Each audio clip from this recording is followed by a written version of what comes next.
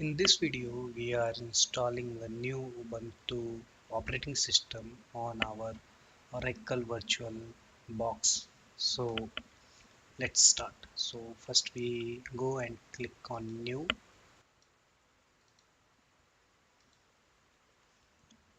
Yeah. So once we click on New, we will get this window here. So we will put Ubuntu.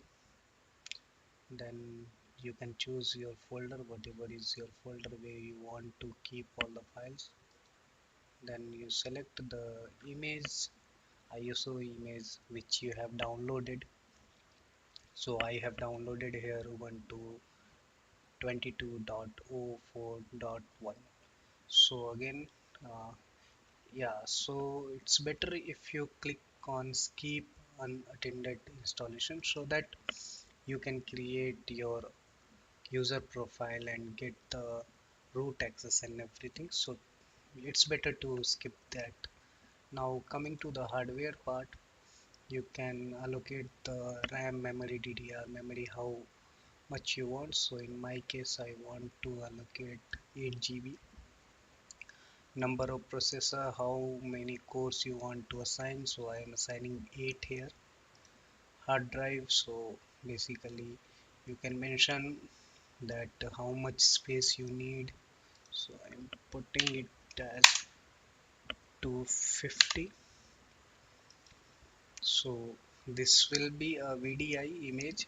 So when you have a virtual disk image or virtual hard drive, so it's better to if you have VDI image, and do not click on pre-allocated, because if you click on this one, then it will consume all the memory in the starting itself. So better avoid this one.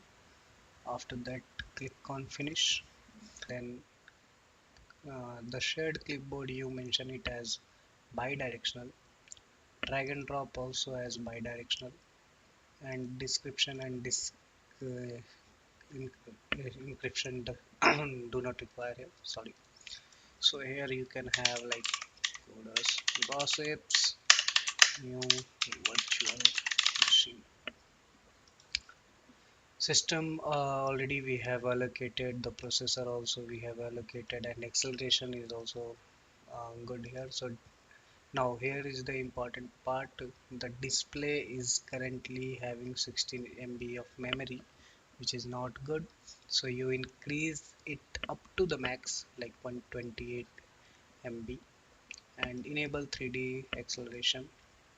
You can enable the server if you want to, RDP or remote desktop if you want to do. Now here you don't need anything.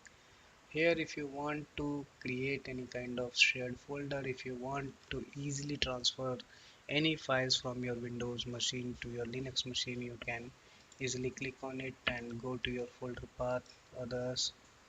Then you can go to your uh, folder, and you can select one folder and then you can select it.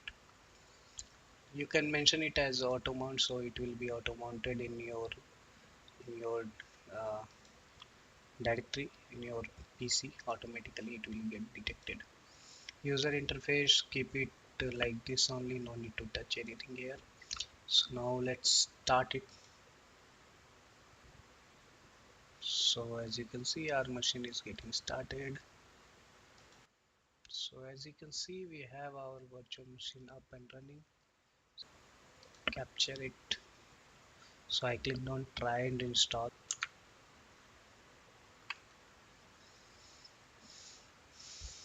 Yeah, so it's getting started now.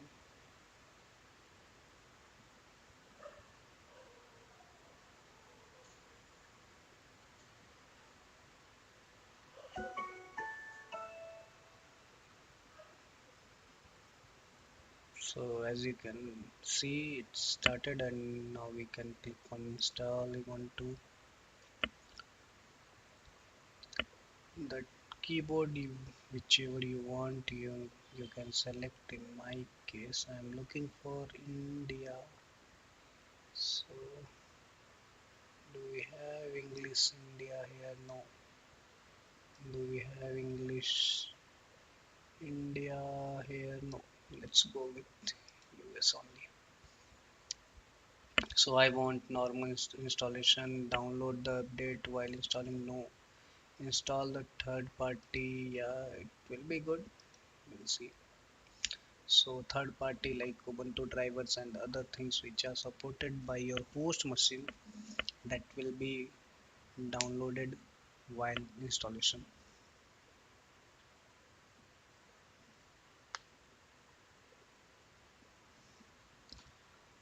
As this is our virtual machine, we have a new fresh hard drive allocated here, so it's fine to click on this one. So it will erase and install the Ubuntu in this, and it will create this partition and install in this one. So it's fine. But if you are installing in your on your machine on your laptop, always go with something else and check in which partition you want to install, and like this is a very uh, you have to be very careful, otherwise you can mess it up and you can delete your partition which will have your valuable data, and it will be tricky for us. So coders gossips, this is a virtual machine. Now